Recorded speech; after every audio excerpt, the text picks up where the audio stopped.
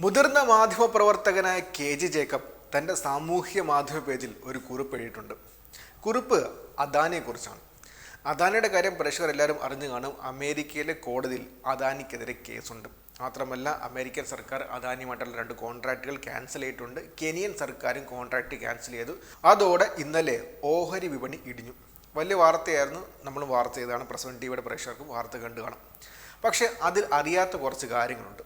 അതാണിവിടെ കെ.ജി. Jacob, മുതിർന്ന മാധ്യമപ്രവർത്തകനായ കെ.ജി. Jacob ഒരു സാമൂഹ്യ മാധ്യമ പോസ്റ്റുമായിട്ട് വന്നിട്ടുള്ളത്.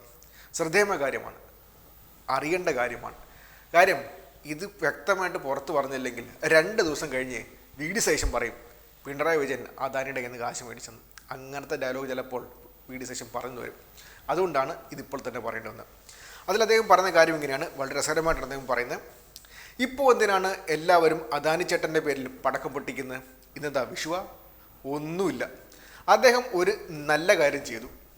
ഇന്ത്യയിൽ കുറച്ച് സൗരോർജം 8 ജിഗാവാട്ട് ഉണ്ടാക്കി വിറ്റു. നമ്മുടെ നാട്ടുകാരെ ബുദ്ധിമുട്ടിക്കാതെ അമേരിക്കൻ സായിപ്പിൻ്റെ കാശ് കൊണ്ടുവന്നാണ് അദ്ദേഹം അത് ചെയ്തത്. അതിൻ്റെ പേരിലാണ് ആ മനുഷ്യനെ ഇങ്ങനെ വേട്ടയാടുന്നത്. എന്നുവെച്ചാൽ സൗരോർജം ഉണ്ടാക്കിയാൽ മാത്രം പോരല്ലോ, അത് വിൽക്കുകയും വേണമല്ലോ. അങ്ങനെ വിൽക്കാൻ കേന്ദ്ര സർക്കാരിൻ്റെ കമ്പനിയെ സോളാർ എനർജി കോർപ്പറേഷൻ ഓഫ് ഇന്ത്യയുമായി ഒരു കരാറുണ്ടാക്കി.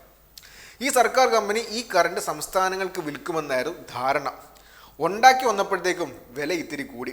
സംസ്ഥാനങ്ങൾ വാങ്ങില്ല എന്ന് വന്നു. അപ്പോൾ എന്തു ചെയ്യണം? അവരെ കൊണ്ട് വാങ്ങിപ്പിക്കണം. അത് സർക്കാർ കമ്പനി പൂട്ടിയാൽ കൂടുതലെന്നായപ്പോൾ ചേട്ടനും കമ്പനി നേരിട്ടിറങ്ങി. ചില്ലാണം മുടക്കിയാൽ പാടാത്ത വീണയും പാടുമെന്നാണല്ലോ ശ്രീകുമാരൻ തമ്പി എന്ന എഞ്ചിനീയർ പാടി പറഞ്ഞിട്ടുള്ളത്. ആ പാട്ട് കേട്ടവാറെ ആന്ധ്രാപ്രദേശ്, ഛത്തീസ്ഗഡ്, ഒഡീഷ, തമിഴ്നാട്, ജമ്മു ആൻഡ് കാശ്മീർ എന്നീ സംസ്ഥാനങ്ങളിലെ സർക്കാർ വക വൈദ്യുതി വിതരണ കമ്പനികൾ നല്ല ലക്ഷണമൊത്ത ക്ലീൻ കറണ്ട് വാങ്ങാൻ തീരുമാനമായി. ഈ നടന്നത് 2020-21 കാല സമയത്താണ്. കൊറോണയുടെ ആ മൂർധന്യാവസ്ഥയിലാണ് ഈ പരിപാടി നടക്കുന്നത്. അതിനുവേണ്ടി 2029 കോടി രൂപ കൈക്കൂലി കൊടുത്തുവെന്നാണ് സായിപ്പ് പറയുന്നത്. അതിൽ 1750 കോടി രൂപ ജഗൻമോഹൻ റെഡ്ഡിക്ക് മാത്രം. ബാക്കി വരുന്ന കാശ് എല്ലാവർക്കും കൂടി വീതിച്ചു എന്ന് വേണം കണക്കിലാക്കാൻ.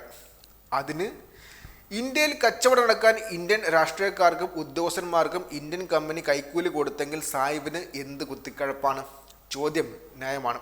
സായിപ്പിൻ്റെ പ്രശ്നം ഇതിൽ പല പദ്ധതികളും കാണിച്ച് അദാനി ചേട്ടൻ അമേരിക്കയിൽ നിന്ന് കാശ് കടം വാങ്ങി എന്നതാണ്. ഏകദേശം $3 ബില്യൺ. അതിൽ 2 ബില്യൺ ബോണ്ടും 1 ബില്യൺ ലോണും.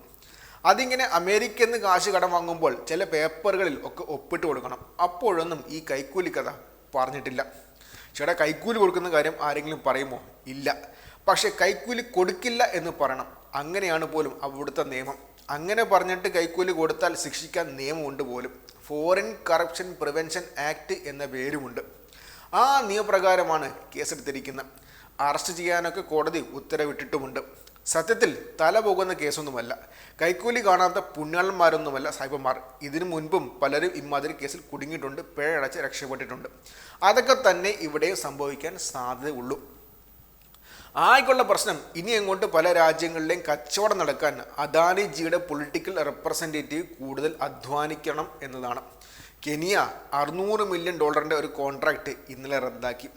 അതിനി തിരികെ പിടിക്കണമെങ്കിൽ ചിലവുണ്ടാകും. അല്ലെങ്കിൽ അങ്ങോട്ടൊരു സ്റ്റേറ്റ് വിസിറ്റ് വേണ്ടിവരും.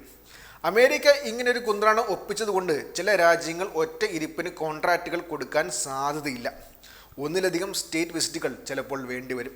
റേറ്റിംഗ് ഏജൻസികൾ ചിലപ്പോൾ ഗ്രേഡ് താഴ്ത്തും. അപ്പോൾ പണം കിട്ടാൻ ബുദ്ധിമുട്ടാകും, പലിശ കൂടും. അങ്ങനെ ഇങ്ങനെ ചില്ലറ പ്രശ്നങ്ങൾ അത്രയ്ക്കേ ഉള്ളൂ. അത് അദാനിജിയുടെ പ്രശ്നങ്ങൾ. നമ്മുടെ പ്രശ്നങ്ങളോ? സാധാരണ മനുഷ്യൻ്റെ പോക്കറ്റ് കൊള്ളടിക്കുന്ന കോർപ്പറേറ്റ് ഭീമന്മാരുടെ രീതികളാണ് തുണി അഴിച്ചിട്ട് നമ്മുടെ മുൻപിൽ നിൽക്കുന്നത്. 1750 കോടി രൂപ ജഗൻമോഹൻ റെഡ്ഡി എന്ന ഒരൊറ്റ മനുഷ്യന് കൊടുത്തു എന്നാണ് സായിപ്പ് പറയുന്നത്. ആ കാശിൻ്റെ 10 ഇരട്ടി ഉണ്ടാക്കാനാണല്ലോ ആ പണം മുടക്കിയത്. ആര് കൊടുക്കും ആ കാശ്? ആന്ധ്രാപ്രദേശിലെ പാവപ്പെട്ട മനുഷ്യർ കൊടുക്കും ആ കാശ്. അതിനെപ്പറ്റി വല്ല ചർച്ചയും നടക്കുമോ? നടക്കും. ഇന്ത്യയിൽ സൗരോർജം ഉൽപ്പാദിപ്പിക്കാൻ സായിപ്പിൻ്റെ കാശ് കൊണ്ടുവന്ന രാജ്യസ്നേഹിയെ അദാനിജിക്കൊപ്പം എന്ന് മിത്രങ്ങൾ കാച്ചും. അമേരിക്ക എപ്പോഴും നിങ്ങൾക്കിത്ര പുന്നംകുടമായതെന്ന് ചോദിക്കും. അധികാരത്തിലുണ്ടായിരുന്ന കാലത്ത് മുഴുവൻ ജഗൻമോഹൻ റെഡ്ഡി BJPക്കൊപ്പമായിരുന്നു എന്നത് ആരും ഓർക്കില്ല. കശ്മീരിൽ അന്ന് ഗവർണർ ഭരണമായിരുന്നു എന്നും ഓർക്കില്ല. തമിഴ്നാട്ടിലും കാശ് കൊടുത്തല്ലോ എന്ന ചോദ്യം വരും. DMK CPM സഖ്യകക്ഷിയിലെന്ന് വി ഡി സതീശൻ ഇതുവരെ ചോദിച്ചില്ലെങ്കിൽ ചിലപ്പോൾ ഇനി ചോദിച്ചെന്ന് വരാം. അതോടെ ഗോവിന്ദ മാഷ് കേസിൽ പ്രതിയാകും.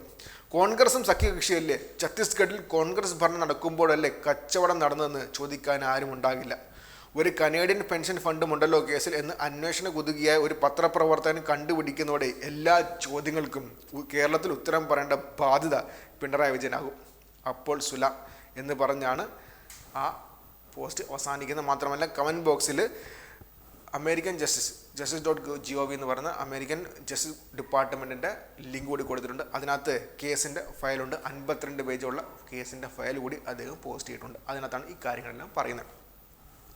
അപ്പോൾ ശ്രദ്ധേയമായ കാര്യം, 5 സംസ്ഥാന സർക്കാരുകൾക്കാണ് കാശ് കൊടുത്തത്. തമിഴ്നാട്, ആന്ധ്രാപ്രദേശ്, ഒഡീഷ, ഛത്തീസ്ഗഡ്, ജമ്മു ആൻഡ് കാശ്മീർ.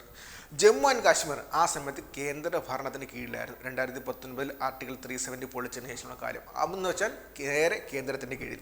അതുകൊണ്ട് നേരെ കേന്ദ്രം ആരാ ഭരിച്ചുകൊണ്ടിരിക്കുന്നത്? BJP. ഒഡീഷ ഭരിച്ചുകൊണ്ടിരുന്നത് ആ സമയത്ത് നവീൻ പട്നായിക്കിന് ബിജു ജനതാദളായിരുന്നു. ആന്ധ്രാപ്രദേശ് ഭരിച്ചുകൊണ്ടിരുന്ന ആ സമയത്ത് ജഗൻമോഹൻ റെഡ്ഡിയായിരുന്നു. ജഗൻമോഹൻ റെഡ്ഡിക്കാണ് ഏറ്റവും കൂടുതൽ പണം കൊടുത്തതെന്നാണ് ആ കണക്കിനകത്ത് പറയുന്നത്. പിന്നുള്ളത് തമിഴ്നാടാണ്. 2020-21 സമയത്ത് ആ സമയത്ത് തമിഴ്നാട് ഭരിച്ചുകൊണ്ടിരിക്കുന്നത് വേറെ ആരുമല്ല, അണ്ണാ DMK ആണ്. BJPയുടെ സഖ്യകക്ഷി ആണെന്നും ഇല്ലെന്നും പറയപ്പെടുന്ന അണ്ണാ DMK. പിന്നുള്ള സംസ്ഥാനം ഛത്തീസ്ഗഡാണ്. 2020-21 കാലത്ത് ഛത്തീസ്ഗഡ് ഭരിച്ചുകൊണ്ടിരുന്ന പാർട്ടിയുടെ പേരെന്താണെന്ന് പ്രേക്ഷകർക്ക് അറിയാമോ? ആ പാർട്ടിയുടെ പേര് ഇന്ത്യൻ നാഷണൽ കോൺഗ്രസ് എന്നാണ്, INC. ഛത്തീസ്ഗഡിലെ ആ സമയത്തെ മുഖ്യമന്ത്രി പേര് ഭുജ്ബൽ എന്നാണ്. അദ്ദേഹം കോൺഗ്രസിൻ്റെ തലമുതിർന്ന നേതാവാണ്. AICC കത്തുള്ള വ്യക്തിയാണ്, വലിയ നേതാവാണ്. എന്ന് വെച്ച് കഴിഞ്ഞാൽ അദാനിയുടെ കയ്യിൽ നിന്ന് കോൺഗ്രസും കാശ് മേടിച്ചു. അതിന് തെളിവ് അമേരിക്കയിലെ കോടതിയിലുണ്ട്. പയ്യെ കോൺഗ്രസ് അറിഞ്ഞ് ആ സംഭവത്തെക്കുറിച്ച്, ഈ അമേരിക്കയിലെ കോടതി നടക്കുന്ന കേസിനെ കുറിച്ച് മിണ്ടാതാകും. കാരണം എന്താ അറിയോ? ഒരു സംസ്ഥാനം ഭരിച്ചുകൊണ്ടിരിക്കുന്ന സമയത്ത് അവരും കാശ് മേടിച്ചിട്ടുണ്ട്. അതേ തെളിവുകളാണ് ഇപ്പോൾ ഈ മാധ്യമപ്രവർത്തകൻ പുറത്തുവിട്ടിട്ടുള്ളത്. ആ അമേരിക്കൻ ജസ്റ്റിസ് ഡിപ്പാർട്ട്മെൻറ്റ് പുറത്തുവിട്ട ആ 52 പേജുള്ള ആ കേസ് ഫയലിനകത്ത് അത് വ്യക്തമായിട്ട് എഴുതിയിട്ടുണ്ട്. സംസ്ഥാന സർക്കാർ ഭരിച്ചുകൊണ്ടിരുന്ന പാർട്ടിയുടെ പേരൊന്നും പറയുന്നില്ല, പക്ഷേ ഈ സർക്കാരുകളിൽ കാശ് കൊടുത്തു എന്ന് പറയുന്നുണ്ട്. ആ സമയത്ത് ആരാ ഭരിച്ചുകൊണ്ടിരുന്നത്? കോൺഗ്രസ്. അത്രയേ ഉള്ളൂ.